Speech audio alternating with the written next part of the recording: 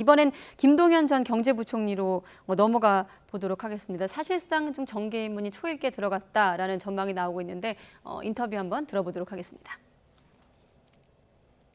어떤 길도 마다하지 않고 제가 미래와 또 우리 국민을 위한 길이라면은 헌신을 하는 것이 제 도리가 아닌가 생각하고 있습니다. 김동연 전 부총리가 정권 교체보다 정권 재창출을 언급하고 있기 때문에 제3지대로 분류가 일단 지금 시점에선 되고 있습니다만 어떻게 보십니까? 말씀하신 것처럼 일단은 제3지대에 머무를 가능성이 있다고 보여요. 정치 변화, 정치 개혁 이런 얘기를 했어요. 네. 그러니까 아마 정치 세력들의 변화 이런 부분들을 강조한 것 같은데 여러 가지 생각이 있지만 김종인 전 비대위원장이 그런 얘기를 한 적이 있었거든요. 개헌이라고 하는 꺼내면서 김동연 부총리를 얘기한 적이 있었거든요. 그래서 네. 혹시나 이제 저의 개인적인 생각은 김동연 전 부총리가 김종인 전 비대위원장과 연계를 해서 개헌론을 매개로 해서 연대를 하지 않을까 하는 그런 생각도 있습니다. 지금 당장은 제가 볼 때 어느 한 정당에 들어가는 것은 좀 유보할 것 같아요. 그러니까 제3지대에 머무르면서 물론 김동연 전 부총리가 지금의 상황이 지지율이 낮다고 해서 후보가 될 수 없다 이렇게 얘기할 수는 없는 거라고 저는 보고요. 그럼에도 불구하고 현재 상황에서 봤을 때 여야의 유력 후보들을 따라잡을 수 있는 시간적 여유가 그렇게 많지 않은 상황이라고 하면 네. 본인이 대권에서 어떤 당선이 돼서 대통령까지 가는 것도 하나의 옵션이지만 또 하나의 옵션이라면 제3지대에 머무르면서 개헌론을 매개로 해서 마지막에 단일화에 개헌론을 끼워 넣는 그런 협상을 벌일 가능성도 예견해 볼 수 있다. 그런 생각이 들어요. 그렇다고 그게 만약 제가 예측하는 게 어느 정도 타당하다고 생각한다면 제3지대에 머무르면서 본인이 마지막에 캐스팅 보트 역할을 하는 어느 한쪽과 연대하면서 개헌론을 함께 집어넣는 그런 형태의 단일화로 접근할 가능성도 예견 가능하다고 봅니다. 네, 평론가님은 지금 시점에서 대선 국면에서 김동연 전 부총리의 존재감 어떻게 평가하십니까? 일단 윤석열, 그다음에 최재형, 김동연 이 세 사람 그러니까 지금 범야권이라고 할 수가 있겠죠. 이 세 네. 사람이 장외에서 한 사람은 완전히 장외에서 한 사람은 윤석열 총장 같은 경우는 반 정도 발을 들여놓은 상태 그리고 최재형 원장은 아예 입당한 상태 이렇게 세 가지 스타일로 각각 다른 어떤 목소리를 내는 건 범야권 그런 경쟁에 있어서는 굉장히 바람직하다. 이쪽에 어쨌든 많은 메뉴들이 있고 많은 식단이 있고 하기 때문에 눈길을 더 끌 수 있는 게 아니냐라는 정도의 시각이고요. 김동연 부총리가 좀 더 자신의 어떤 세를 규합을 한다면 이런 지금 제3지대론이 가능한데 문제는 네. 아마도 다음 대선도 양쪽 진영의 어떤 부딪힘이 될 가능성이 크다. 제3지대라든지 혹은 3당, 4당이 나와서 다자간의 어떤 구도가 아니고 양쪽 진영 싸움이 될 것이기 때문에 김동연 부총리 뜻은 저렇구나 결국은 양당에 흡수되는 그런 상황으로 가지 않을까. 그래서 입당을 하지 않으면 안 되는 상황이 되지 않을까 싶습니다. 네, 아무튼 장외 유력 주자들의 어떤 입당과 경선 참여 대목은 앞으로 좀 지켜보기로 하고 끝으로 시간이 좀 많지는 않은데 이 문제까지 짚고 넘어가 보도록 하겠습니다. 자, 이동재 전 기자, 이른바 검언 육차 의혹 당사자로 지목돼서 강요미수 혐의로 재판에 넘겨졌지만 1심에서 무죄 판결이 나왔습니다. 이에 대한 정치권 공방이 이어지고 있는데 국민의힘 이준석 대표 발언을 듣고 두 분과 간단하게 좀 짚어보도록 하겠습니다. 애초에 제보 자체가 사기, 배임, 횡령 등의 전력이 있는 인사에 의한 것임에도 이렇게까지 판을 키웠던 여권의 정치인들은 반성해야 합니다. 여당의 정략적 호들갑으로 온 나라가 떠들썩했는데 이제 추미애 전 장관과 범여권 인사들은 어떻게 국민들에게 애프터 서비스를 하시겠습니까? 네, 그러니까 야당 쪽에서는 이른바 검언 유착을 만든 이 프레임을 만든 세력을 겨냥해서 거꾸로 이제 일단 1심에서 무죄가 나왔기 때문에 비판을 하고 있는 건 아니겠습니까? 저는 타당한 비판으로 생각하지 않습니다. 그러니까 검언 유착이란 말이 물론 MBC에서 저런 말을 쓰지도 않았고 최초에 보도했던 예. MBC에서는 그걸 떠나서 이번 사건에서 이동재 전 기자가 강요 미수죄에 대해서 무죄를 받았어요. 맞습니다. 강요 미수죄에 무죄를 받은 거예요. 무슨 말이냐면 재판부의 판결문을 보면 이렇게 돼 있어요. 네. 이동재 피고인은 공신력인 언론사 기자임에도 특정 취재에 대한 과도한 욕심으로 중형을 선고받고 수감 중인 피해자를 압박하고 가족에 대한 처벌 가능성까지 운운하며 정보를 얻으려고 했고 후보의 기자와 함께 검찰 고위 간부를 통한 선처 가능성 등을 거론하면서 회유하려 한 행위는 명백한 기자로서 취재 윤리를 위반한 것으로 도덕적으로 비난받아 마땅하다. 이게 판결문에 있는 내용입니다. 취재 윤리나 취재 방법은 잘못됐다는 걸 명확하게 판사도 얘기하고 있어요.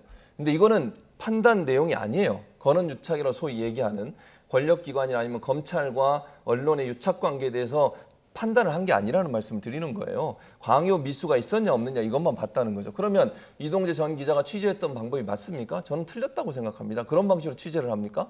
협박하고 압박하고 이런 방식으로 그게 저는 잘못됐다고 보고요. 오늘 윤석열 전 총장의 그 징계 관련된 징계 처분 청구 소송 첫 기일이 열렸습니다. 네. 오늘 그 기일에서 증인으로 나온 분이 이정현 부장, 당시에 서울중앙지검 1차장 검사로 수사 지휘 라인에 있었던 사람이에요. 이분이 뭐라고 얘기했느냐? 이 이동재 전 기사 사건 수사에 윤 전 총장의 부당한 방해가 있었다고 증언을 하고 있고요. 윤 전 총장이 사건을 대검 감찰부관이 인권부에 조사하라고 지시하는 것 자체가 잘못됐다고 지적을 하고 또 이 기자 압수수색이 늦어져서 깡통 휴대폰과 노트북을 가져왔다. 제대로 수사를 못했다는 거죠. 그리고 지금 논란이 되고 있는 한동훈 검사장이 휴대전화 지금 비밀번호를 알려주지 않는 바람에 풀지도 못하고 있습니다. 네. 실제 그 두 사람이 어떤 통화를 했는지 어떤 내용이 오갔는지 확인도 안 된 상태예요. 그럼 검찰 권력과 언론의 유착 관계를 밝혀냈다? 이번 재판이 그거와 전혀 관계없는 겁니다. 근데 그런 문제를 가지고 마치 아무 잘못이 없다는 식으로 야당 얘기하는 건 저는 바람직하지 않다고 생각합니다. 예. 좀 저랑 같은 판결문을 보면서 전혀 다른 부분을 이야기하고 계신 것 같은데 네. 맞습니다. 그 부분을 이야기했지만 그건 재판부가 그 취재 윤리는 위반됐다. 그것은 준엄하게 꾸짖는 것이고 그런데 법적으로 강요 미수는 성립되지 않는다라고 이야기를 한 부분이고요. 강요 미수보다 더 중요한 건 지모 씨의 행위 자체가 즉 판결문에 나와 있는 얘기 그대로 한다면 한동훈이 아니죠. 이동재 기자가 자신이 접근해서 먼저 협박하고가 아니라 지모 씨가 이미 마치 있지도 않은 그런 명단이 있는 양에서 도리어 그쪽에서 낚시를 하는 것처럼 이건 제 표현입니다. 판결문은 아니고 그렇게 해서 끌어들여서 한 정황을 판결문에서 그대로 적시를 하고 있어요. 그래서 이동재 기자도 이 부분과 관련해서 판결문을 보고 내가 고소 여부를 그 지모 씨를 고소 여부를 하겠다라고 이야기를 했고 검언 유착과 관련해서는 그야말로 저도 똑같은 생각입니다. 이 판결문은 강요 미수가 아니다라는 판결문이에요. 즉 검언 유착은 어떻게 됐냐면 이미 이 중수부 그러니까 아까 중앙지검 즉 이성윤 지검장이 임명한 그런 부장검사들이 수사를 했어요. 근데 그 부장검사들이 한동훈 검사장한테는 죄가 없습니다 하고 계속 이야기를 하는데 네. 이성윤 지금 고검장이죠.